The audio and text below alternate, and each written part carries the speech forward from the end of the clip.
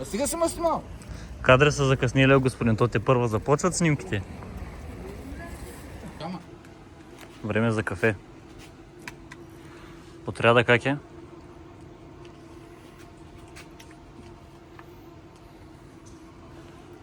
Отряда как е? Предвид закъснението на Йори? Нещо по темата с включване?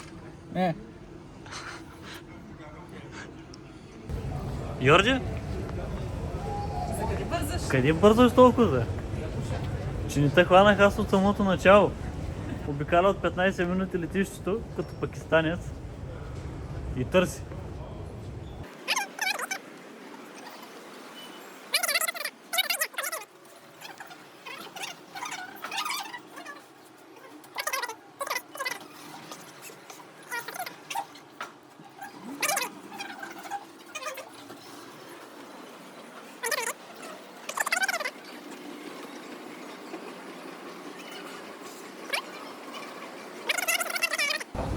Йори, дясно! Дясно! Пушат дясно!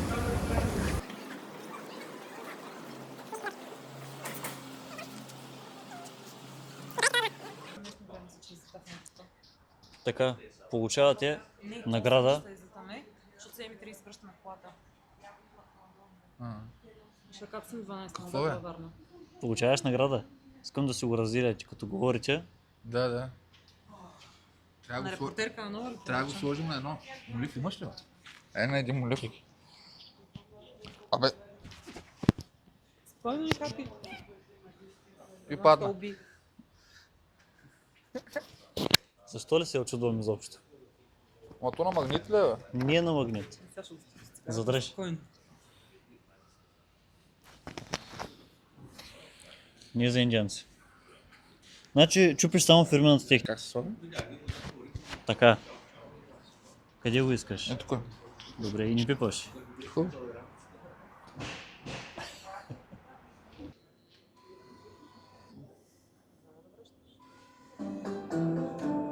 Стига ти.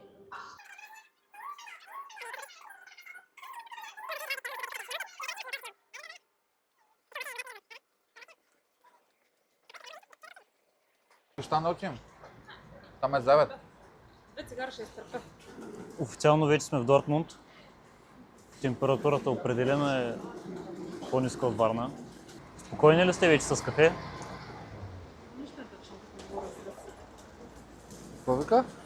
Дали сте спокойни вече с кафе? Като вземи колата ще ми е малко по-спокойно.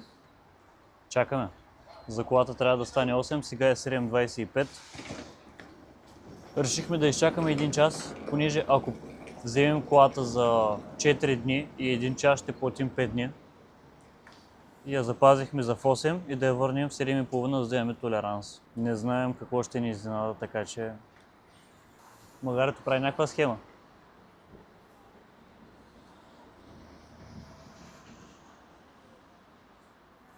Няма какво да кажеш. Досажда ми много.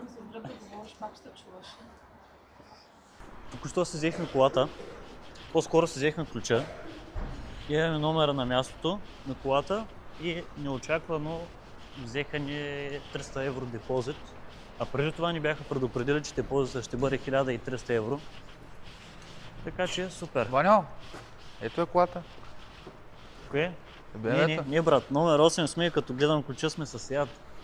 Сиат ли? Да. А джип ли е? О, не ми казвай, че е както си. Как Сиат както за брат? А то строен беше както.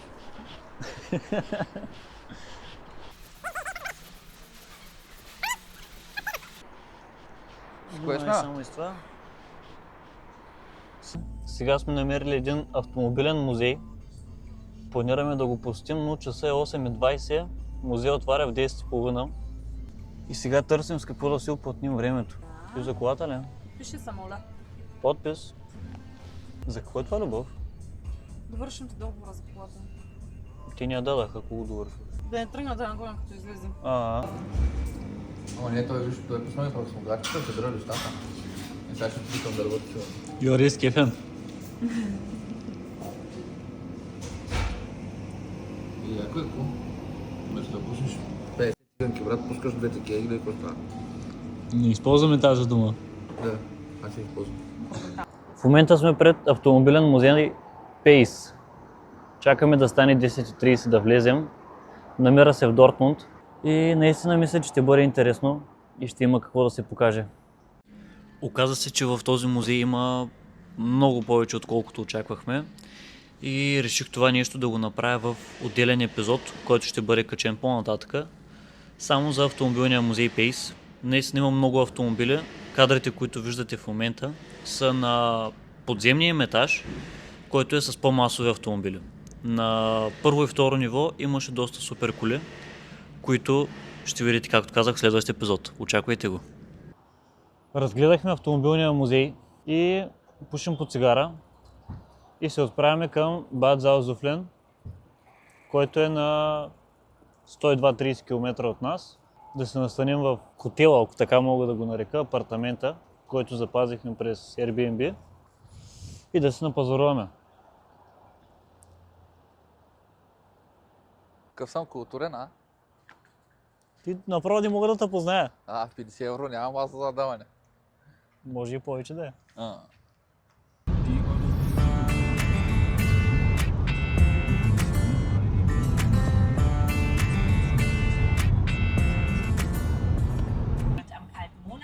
Добро утро от нас. Слушаме се немските новини и пътуваме от Льон, където нощувахме с нощи, към Бад Залцуфлен. Това доста може би ще го изричам. Не знам така ли се чете. Това е положението. Умряхме от студ с нощи. Оказа се, че парното ни не работи изцяло. Налягането на вода като цяло в апартамента е страшно ниско, което се надяваме днес да го отстранят. В противен случай ще трябва да си търсим друго място за нощувка в последния момент. Сега караме към място в Бад Залцуфлен, където ще пием кафе. Някаква верига кафенета в Германия, която абсурда мога да я произнеса в момента. Настроението е свежо, наспахме се, заспахме в 7:30 с нощи, след обед. Колата, която се взехме от летището, за сега се държи доста добре, като засядче. Супер. И така, включване от кафенето или от изложението вече. Ни бада и ба. Пак маска стреха. Дай ходим да едем. Да видим сега. Вече имам база за сравнение за моите сандвичи, да видим хубави ли са, не са ли хубави. Какво викаш? Ето го избрала основно лятна градина. И лятна градина, нали искаш зеленина, природа, да видиш Германия. Да спрем. Цялата ти работа не е изпипана. Чат GPT го препоръча. Точно той е така. Аз за всичко го ползвам. Креативно. Нали е това входа? Това да е входа. Не пише знам. вход, ни нищо има звънец. Убеден съм, че това е входа на заведението. По-скоро е входа на кухнята, да няма. Виж, има стрелка, бе. Откъде е? Надолу.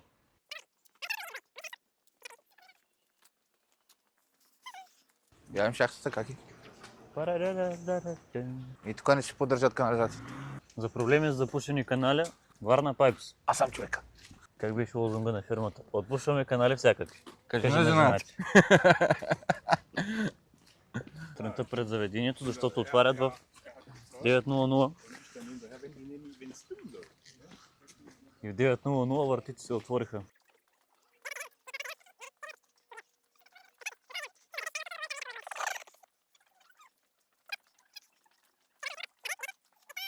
Ще се прибие. Не успееш сам, ще помогна. Кой викаш, той деца ми брал, е? Аз предлагам отвънка студено ли? Мисля, че там е за пушача. Аз закъм отвънка. Това в моите сандвичи Ами има аз ли? предлагам вънка, сякаш ще е по-готино. Айде. Човека си е свалил Гледам, яките че има сервитьорки.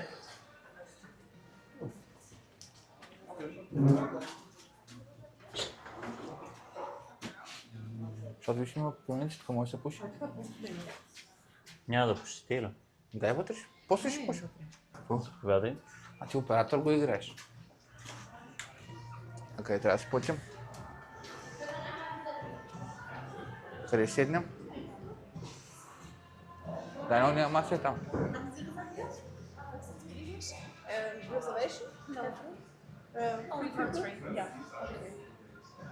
Дай там да седнем, не? Да? Видят камера и малко им са сконфузно. Е нормално и... Снимай малко по-дискретно. Трябва да си взема камера скрита в шапката. Не бе, просто си държиш телефона, си едно, просто си държиш телефона. Това, което си избрахме е закуска за 12,50 евро, която е избираш си от всичко, което е тук по масите. Реално блок маса. Йори, твоето какво е? Какво има точно? Домати. Нещо като нашото гювече ли? Да. И е малко люто. Люто.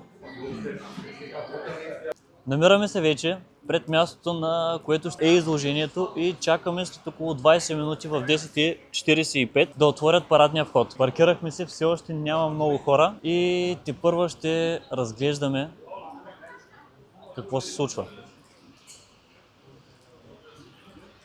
Нямам търпение. Току-що влязахме, оставихме си дреките на гардеробната и тепърва предстои да разглеждаме. Да видим какво следва.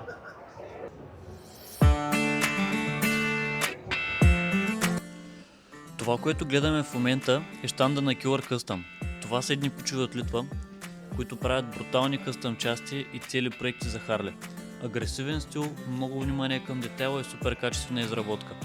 Те са единият от двата отбора в една от най-големите атракции на събитието. Трябва да сглобят мотор за 3 дни, докато всичко тече тук на живо. Ще ги видите малко по-напред във видеята.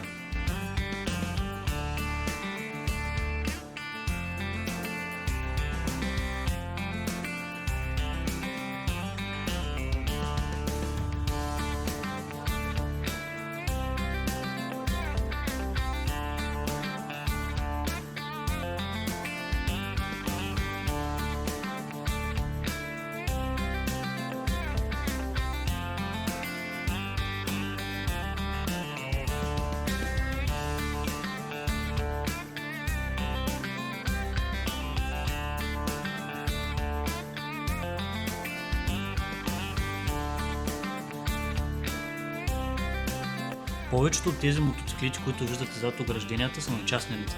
Всеки един от вас може да участва. Предварително подава заявление, описвайки своя мотоциклет и прилагайки снимки. Ако бъдете одобрен, може да участвате. Категориите, в които се награждава, са 15 на брой.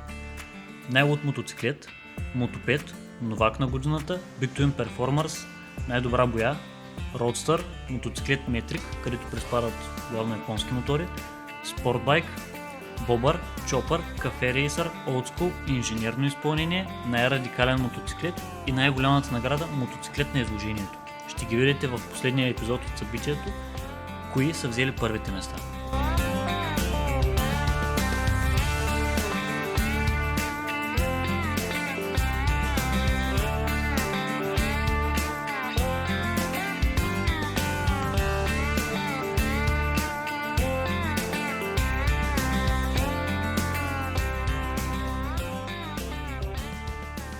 За част от моторите ще си позволявам да коментирам какво виждаме. Това пред нас е Softail, произведен през 1991 година. Двигателът е Evolution, 1340 кубика, добавена манивела, спрингър предница и заден халник, монтиран на шарнира с захвати, които на мен доста ме допадат.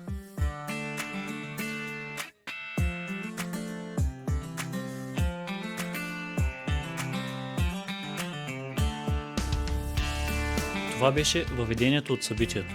Ако ви е харесало, ще се радвам да се абонирате, да харесате видеоклипа и да коментирате. Знам, че много малко мотори видяхте, но следващия епизод ще бъде само за мотори и фирми, които предлагат части, аксесуари и всичко нужно за нашите машини.